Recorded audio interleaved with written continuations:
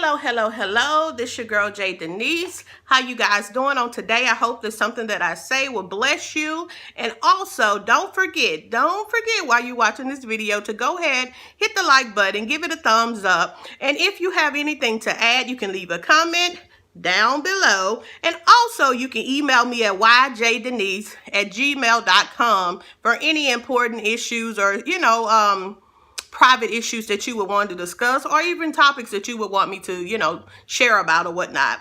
I come here today to talk about hypocrisy in the church. Hypocrisy in the church. And not just hypocrisy in the organization that we call church, but, the hypocrisy geared towards women in the gospel in the church.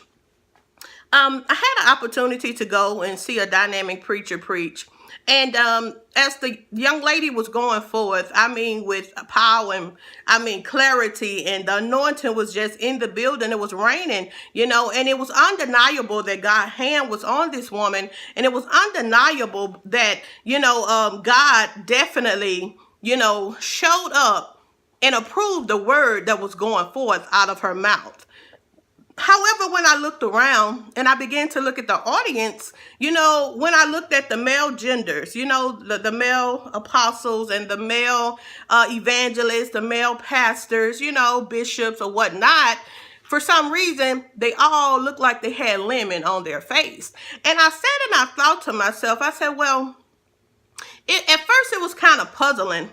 However, I know this happens, and I've been seeing this for years, and for some reason, this particular situation just really troubled me. And I left there thinking, why is it such a stigma surrounding women in the gospel, really moving, running for Jesus? And I don't understand.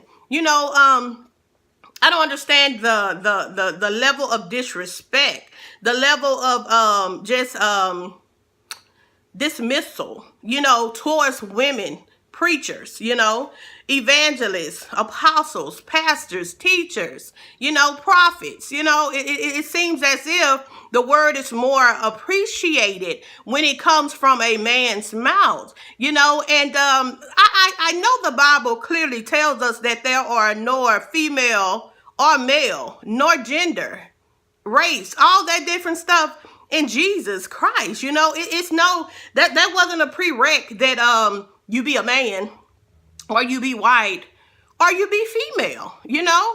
God is looking for a willing vessel, someone that is willing and able and ready, available to yield vessels unto him, their vessels, their members unto him. So I began to think, we living in a time where we say that we accepted and liberated, and men are professing with their mouth that they support and endorse women. However, whenever you go into certain arenas and certain churches, you can feel the suppression of the women in that ministry.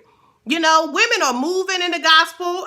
Preaching, teaching, prophesying, laying hands on the sick and they're recovering. The signs and wonders are following women in the gospel. However, you always hear, after a compliment, and she a woman.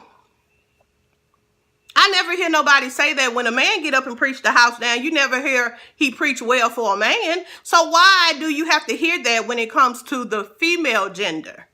I'm confused. I'm confused.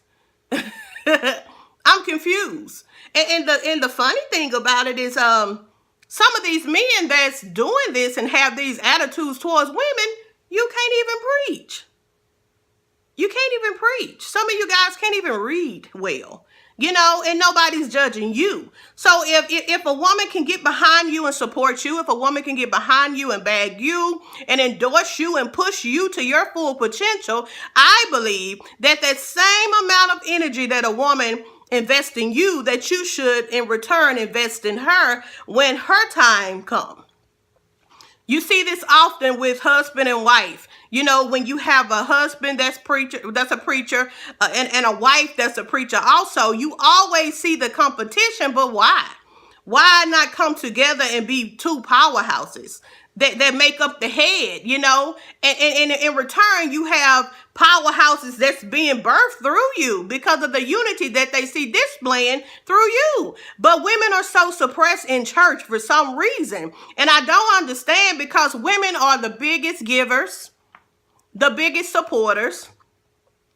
We push you guys like nobody. You dig? You know, and it's not only that. When you look at the church every Sunday morning, every Tuesday, Wednesday, Thursday, whenever you have your midweek service, you see women. When you see people in the line giving every church service, you see women. When you need somebody to come and do missions, when you need somebody to come and do helps, when you need somebody to come and follow you, most of the time it's women. It's women. Now, I understand that we are the weaker vessel. And I'm by no means saying that a woman should be the head of her household. However, I am saying if a woman is more qualified and it's undeniable that God's hand is on her, why suppress the gift that God has given unto her? Why take credit away? Why not endorse these women? Why not push these women? Why should you silence these women? You know, some men are so uncomfortable when a woman stand up in the power and the authority of God. And I just don't understand why. Why? If a woman can support you, you should be able to support a woman with the same amount of energy. You know, the hypocrisy have got to stop in the church. Male and female have got to come together. When male and female come together and the birthing take place, a seed is planted in the womb, then what do you produce? Fruit. No fruit are being produced because of the disconnect between male and female in ministry. We have got to stop. The world around us, too much chaos is going on for us to be fighting within the church over titles, over power struggles. You know, who cares, you know, who's the better preacher? Who cares if a woman can run circles around you? I mean, who cares if a woman is more studious than you? Who cares? Who cares? If God used you today, to God be the glory. If God used your wife or me or whoever, whatever woman tomorrow, to God be the glory. Let's all get together. Let's stop this foolishness and let's bag each other. And let's be for real about it. And stop saying you bag women with your mouth and bag women with your actions. That's all I got to say. Stop sitting on us. We here and we anointed. Accept it. It is what it is. God bless you.